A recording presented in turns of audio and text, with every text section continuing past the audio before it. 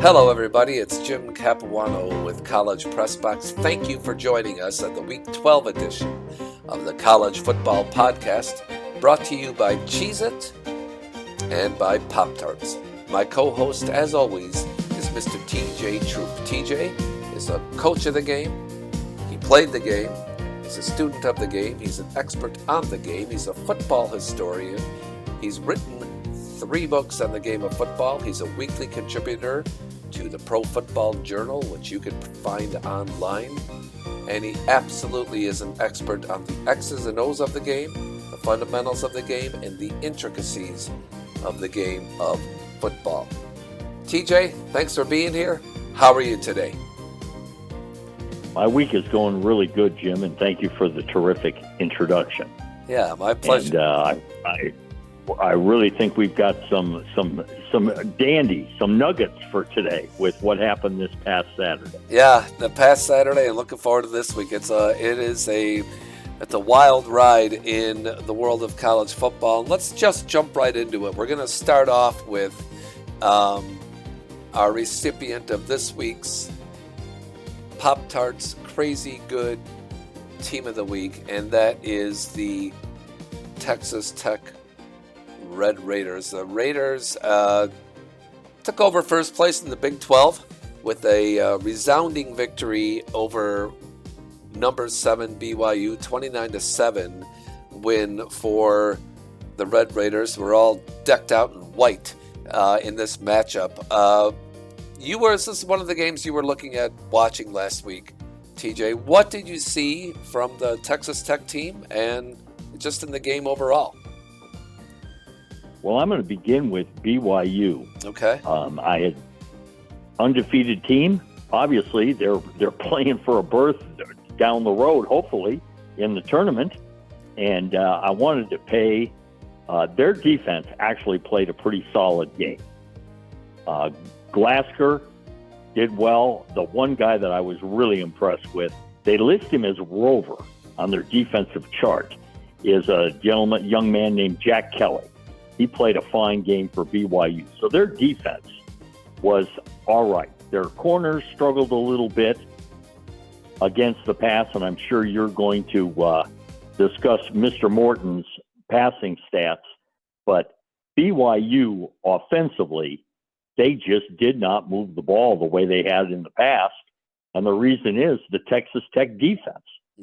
And when you play that kind of defense, now, I did my homework, and I hope I pronounced his name correctly. Wood is the first time for them defensive coordinator. He has a strong background. He's been at other schools. He's done well everywhere he's been. His defense and how he aligns his guys and his defensive play calling was just top-notch last Saturday. Dane Bailey at defensive end is very good rushing the passer. They list one of their players, they call him Star, which is kind of like a rover outside linebacker. John Curry played well, Brendan Jordan. But the two that really stood out, they have a safety, number 5. And for folks out there, when you watch Texas Tech, Cole Wisniewski was all over the field. He's instinctive. He runs well. He tackles well. But without a doubt, and we're going to hear all kinds of good things about him down the rest of the season, is Jacob Rodriguez. I mean, his defensive stats in the game, his background, before he transferred, he was actually an offensive player. Wow. But he gets to Texas Tech, and now he is, I would say, one of the 2 or 3 linebackers that has a legitimate chance to win the Butkus Award. And he made play after play after play. And the announcers did a great job of pointing that out. So basically, Texas Tech just dominated the game. They sure did. And with regards to Jacob Rodriguez, that is an amazing story, starting off on offense and now earning his second award of the week, the player of the week for the Bronco Nagurski Award. So, with his amazing performance that he had, 14 tackles, 9 solos, an interception, and a fumble recovery. The guy was all over the field, and he was consistent. It was first quarter, second quarter, he had 5 tackles. Third quarter, 5 tackles. Fourth quarter, 4 tackles. I mean, the guy was just all over the place, and he was just just making plays every time. It seemed like BYU was on offense. Number 10 was wreaking havoc for him, for the Cougars. So great job by him. And with respect to the offense of the Red Raiders, I mean, your point's well taken. They got 368 total yards. A massive difference in the game was on third down, where Texas Tech converted 7 out of 18 third down situations. 18 third down situations. That shows something about ball control, right? And Amen. yeah, and BYU just 3 out of 14. So, you know, 20% is not going to get it done on third down. And Baron Morton, yeah, he played. Baron Morton played a great game for Texas Tech. He did what he needed to do, I should say. 17 out of 32, 219 yards passing, 1 TD. Uh, but they were balanced on offense and just controlled the clock. But it was surprising to a lot of people how defensive minded both teams were. I don't think that was the expectation from, I would say, from fans coming into this, but that is what we saw, right, TJ? Absolutely. I think we expected a higher score. Everybody did. But as the game wore on and you're watching, you just see what is, again, BYU's defense actually played a solid game. Yeah. And Mr. Morton on offense, he had excellent help from Cameron Dickey. I mean, he's not, one of those guys who's going to make All-American. But I'll tell you what, he sure can make some plays.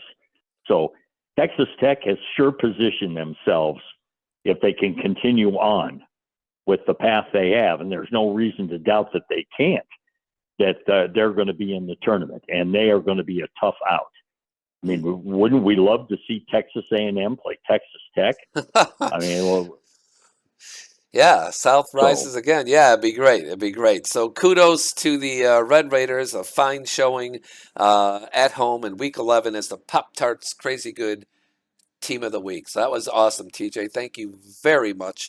Let's turn the corner and talk about what else happened here at Week 11, or in Week 11. What caught your eye from last week, TJ?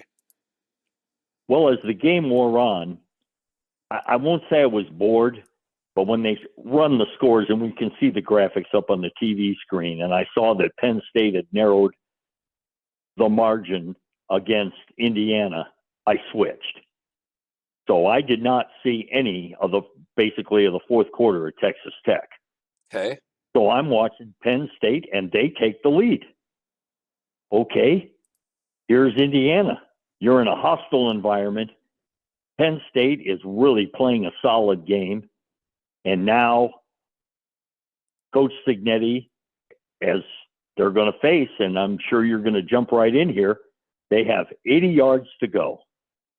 Can they do it? And watching Indiana play was just, I was so impressed. And the first, if I remember right, the first play for Indiana, he gets sacked. Yep, that's right. Yeah, he did. He sure did. And what was also, before even talk about he being Fernando Mendoza, so Right. taking over on, well, they actually had two possessions, the Hoosiers did, after Penn State took the lead on a Grunkmeyer pass to Nick Singleton for 19 yards to put Penn State up. So Penn State had the lead, and at 24-20 with 6 minutes and change to go, and Indiana had a 3 and out, and they had to punt the ball with 3:53 to go. Penn State got one first down, and then the Hoosiers defense rose up and forced a punt with 1:51 to go. And that's the drive you're talking about, where Fernando Mendoza dropped back and took a 7-yard loss back to their 13-yard line. So they had 87 yards to go, and looking at 2nd and 17, and then he and the team began their march to victory here. And it was an impressive array of ball control, decision making by Mendoza, route running by a variety of receivers.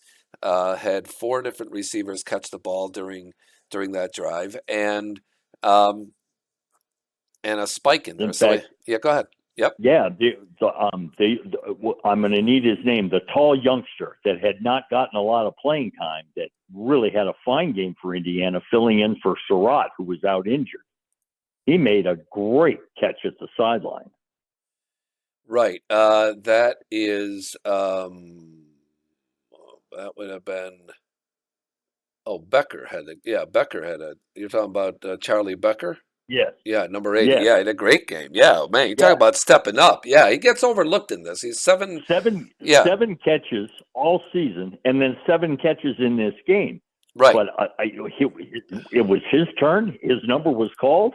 He looked very confident, and he being 6'4" when he went up in the air and caught the ball, and there was one to the tight end down the seam. There was an excellent throw by Mendoza.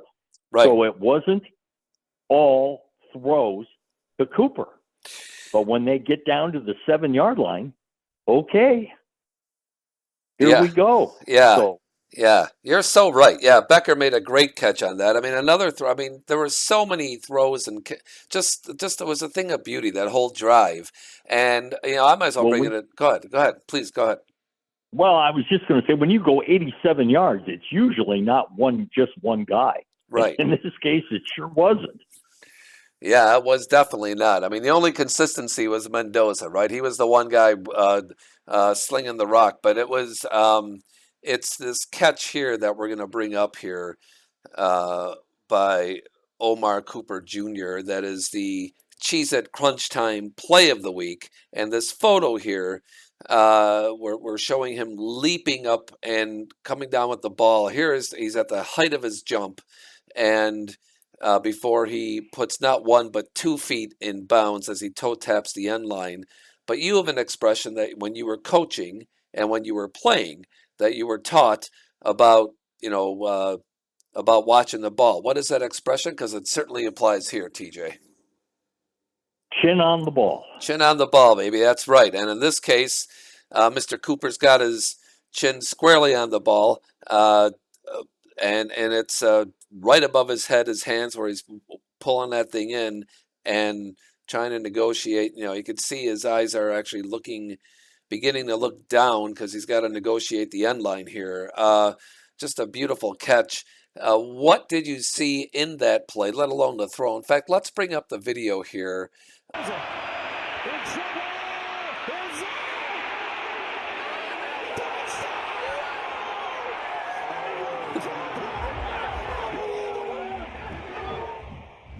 Yeah, at the end there it says fast, physical, relentless IU.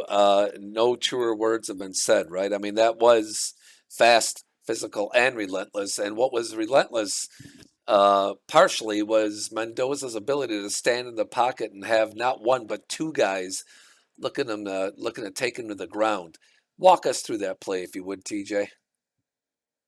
Well, let's give, as Keith Jackson would call them, the big uglies. Overall, the offensive line for Indiana pass blocked well, but Penn State, they brought the heat. I mean, whatever terminology you want to use, blitz, red dog, they were coming, and he gets hit. But he meaning Mendoza, is looking down the field, and when he releases the ball, the defensive back for Penn State actually has decent position. Mm-hmm. But everybody who's playing in the secondary, you're looking at the nose of the ball, and it's pointed up. So I can't guarantee this, but that youngster might have thought, well, this is just going to sail over everybody's head. And Mr. Cooper goes, well, I'm going to go up as high as I can. And when you look at how high he is off the ground, chin on the ball, thumbs together, and he makes this terrific catch. But then that's just part of it. It's on the way down. He has got to get 1 foot inside that white back line. And the official is standing right there watching. And it's amazing. For me, it was amazing to see both feet as he had the athleticism to come down, and it was, I know they reviewed it, but there was no doubt it was a touchdown. No doubt. And it would have been a touchdown of the NFL, too. He had 2 feet down, like you said. Absolutely. He had by hands. Yeah, and he was trying either one, but he gets both. Yeah. 44 years ago, for you folks out there that are old enough to remember it, there was this young guy who actually threw the ball pretty accurate, was taught how to play quarterback by a gentleman by the name of Walsh, and Joe Montana rolls to his right, and they've got their play designed, and he throws it, and he's been taught, if Freddie Solomon's not open, just throw it out of the back of the end zone. But Montana had worked with Dwight Clark where, hey, if I'm in this situation, I'm going to put the ball up in the air. Well, Dwight Clark's 6'4", and I don't know how high up in the air he is, but to this day, if you ask a 49er fan, what's the signature play in their history, they're going to call it the catch. That's right. Well, now the University of Indiana can say, well, I guess this is the catch part 2. Yeah, it is. It sure as heck is. Yeah, and talk a little bit about Coach. You've been a fan of Coach Signetti for a while now. We saw some emotion from him we have not seen before, right, after the game? Absolutely. It's not like he broke down and was just blubbering away, but you could see. And all coaches, I don't care what they say. There's times you feel emotion, and he expressed that. And it's not that he thought they were going to get beat, but he just thought, boy, I got to have a lot of things going. Mr. Mendoza's got to make a lot of good plays here for us to pull this game out. And as we have just stated, that's what happened. So they are, shall we use the term, alive for if they can continue on for a berth in the Big Ten title game and then in the tournament. And they sure could be one of the seeded teams. Yeah. And as well as they played in other games this year, this is going to be their signature victory so far in the time that Signetti has been at Indiana. All right. Anything else last week, TJ, that you want to kick around? Yes, sir. I went and saw the Louisville Cardinals, and they were substantially favored at home against Cal Berkeley. Mm-hmm. Well, let's give kudos to Cal Berkeley. Their offensive game plan was exactly what it needed to be. Their freshman quarterback threw the ball well. But what was amazing is there is a 5'7", 170-pound young man named Jacob DeJesus. Yeah. And he was at UNLV, and now he is a Golden Bear. And that young man last Saturday night was golden. 16 catches for 158 yards. And as my friend and I are watching the game, they aligned him everywhere. In the backfield, at wing, split left, split right, in the slot. And he just made catch after catch after catch, including the winning score. And after the game, Coach Brom, who's a real stand-up guy, he kept talking about toughness. Well, Cal brought their A game, and Louisville did not. But there is no doubt anybody who was at the game or watched the game knows that young Mr. DeJesus was, let's use the term, difference maker in this game. What an impressive night. So that was fun to watch. Yeah, it was. And you saw a talented quarterback for California in freshman Jaron Sagapolatelli, who is had a great game, right? 30 of 47, 323 yards, passing 2 TDs.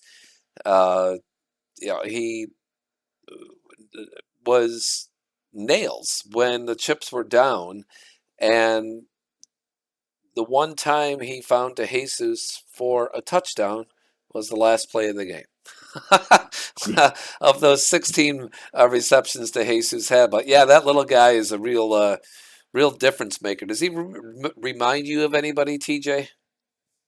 Oh, gosh, there have been so many in the NFL that could run the inside routes and make the catches. But he's just the aspect that I see with him is not just his height, because, and I'm not sure he is 5'7", but how quick, I mean, dartingly quick, running his routes. So I can't think of anyone, because most of the inside receivers I see in the NFL are a little bigger than he is. Okay. And they're looking for the open areas. I will say this, similar to Julian Edelman, he is not shy about going over the middle, but still making catches at the sideline. Yeah. So we'll see what kind of future he has.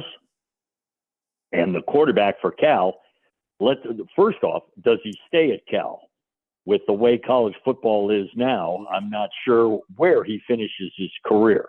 But what an outstanding game. And as I mentioned briefly earlier, Louisville now, with the loss, is probably not going to make the tournament unless some kind of miracle happens.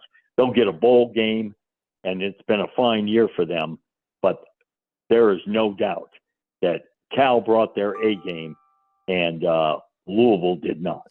Yeah, for sure. Yeah, Louisville a little bit flat-footed there, right? So, yes, sir. Yeah, but that's great. Go ahead. I'm sorry. Well, and I was just going to say, in this upcoming Saturday, here we are, it's November. I mean, can we find a decent college football game to watch in November? Well, yeah, the slate looks better and better because you have teams positioning themselves, process of elimination. So this coming Saturday at 3:30, Oklahoma at Alabama. Wow, that looks pretty good. And at 7:30, the marquee game at night, Texas at Georgia. Okay. But for me, the game I'm going to watch, because I'm not seeing Notre Dame since very, very early in the year. And now with the way the ACC is with the upsets, with Virginia getting beat also, the Pitt Panthers have a chance, though they have a tough schedule here. If they beat Notre Dame at home at noon on Saturday and then win their final two against tough teams, I believe they play Miami, they could, maneuver, is that the term I want to use? Maneuver their way into the tournament. They sure could. Yep. They are home against the Fighting Irish this Saturday, as you said, at noon Central Time. Then they go on the road to Atlanta to play the Rambling Wreck of Georgia Tech, and then home against Miami for a really late homecoming game for the Pitt Panthers. So, oh no, I'm sorry. That's not a homecoming game. That's strike that. So it will be. They've got 3 tough games ahead of them, and Notre Dame. This is their final big test, right? I mean, anything can happen in the world of college football. We've seen that so many times this year. But on the road at Pitt, then home against Syracuse at Stanford, you'd expect those two. Notre Dame would be well into a double-digit favorite at both of those, even on the road at Stanford. So, it's available to Pitt to kind of sneak into the tournament, and if they can knock off the Irish, I mean, I can't find a way for Notre Dame to get back into the postseason, top 12 if they drop this game at Pitt. Can you? No. I mean, and of course, I'm not speaking for the University of Pittsburgh coach, but he can walk in the locker room and look at a group of young men that have played really good football this year and just simply say, hey, why not us? Yeah. Why not us? And then tell him, he says, why not us? Yeah. But then he can look at him, he says, now you just got to go out in the field and beat the Fighting Irish. So it's going to be a test. I'm anticipating a hard-fought, close game. Now, that doesn't mean I'm going to be right, but I am anticipating that. And for me, that's the game. Not that I won't watch a little bit of Oklahoma at Alabama and Texas at Georgia, but I'm really going to pay attention to Notre Dame at Pittsburgh. Okay. Very good. Excellent. Well, that's awesome. Thank you, TJ. All right.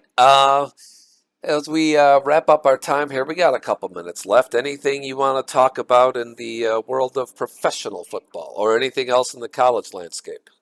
Whatever's on your mind. Let's go to the Journal. My column this week. Last week I wrote about the Rams, and that'll take me to a man who, to me, has proven himself over and over again in his career. And his last 3 games, Matthew Stafford has completed 69 of 101 for 743 yards, 13 touchdowns and no interceptions, with at least 4 touchdown passes in all 3 games. He's the only player to ever do it. Wow. The only one. And the only one. And I mean, there's been a few quarterbacks who could throw the ball and had the receivers and got them in the end zone. I mean, look at the names we can go to. Tom Brady, Peyton Manning, Joe Montana, Dan Marino. I mean, it's a long, even back in my era, Johnny Hightops. I mean, we've had a lot of guys who could throw the ball and get their team into the end zone. Uh-huh. But Matthew Stafford has positioned the Rams with his ability to throw the ball, and I'm not going to say he's the front runner, but he sure is. There is the possibility that he could be the MVP this year. Now, my column this week, I talk about, is going to be about the Cardinals. And they've had a strange history, both up and down. And I'm going to recommend a book for all of you out there. The gentleman's name is Joe Zimba, Ziemba. And he wrote a book called When Football Was Football. And what a fascinating gentleman their coach was, Jimmy Conzelman.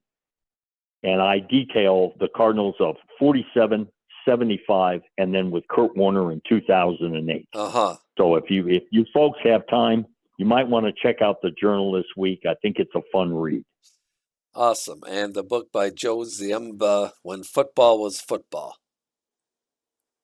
Yes, and he talks about other seasons in Cardinal football, but as you're reading the book, you know where he's headed. He's going to detail their only championship. I mean, the Cardinals have been around since the 20s, and in 1947, they were the real deal. Yeah, that's awesome, TJ. Yeah, the history of the game. It's a rich, just a great history, and it provides a little bit of context as we're going through a crazy NFL season this year. But Matt Stafford playing amazing football, and he's a stone's throw away to finally having a winning record as a quarterback, correct? Correct. 1 game under 500, and he has been around. And it's not that he did not win games in Detroit. We know he did, but he has had obviously more success with the Rams. But every player wants to be able to say at the end of his career that he had a winning record. I mean, being a Bear fan, 2 of the all-time greats, Gale Sayers and Dick Butkus, were headed to the Hall of Fame. There was no doubt about that early in their career. And you look at the Chicago Bears record during their time together, it's fascinating in that how could you have 2 all-time great players and lose that many games? That's a whole different subject matter, but we're out of time. We could talk about that some other time. But for now, let's point towards week 12 of the college football season. Thank you, everybody, for joining. Thanks to Pop-Tarts and Cheez-It for making this possible. Enjoy the rest of your week. Take care of each other, and we'll see you next week. So long, everybody.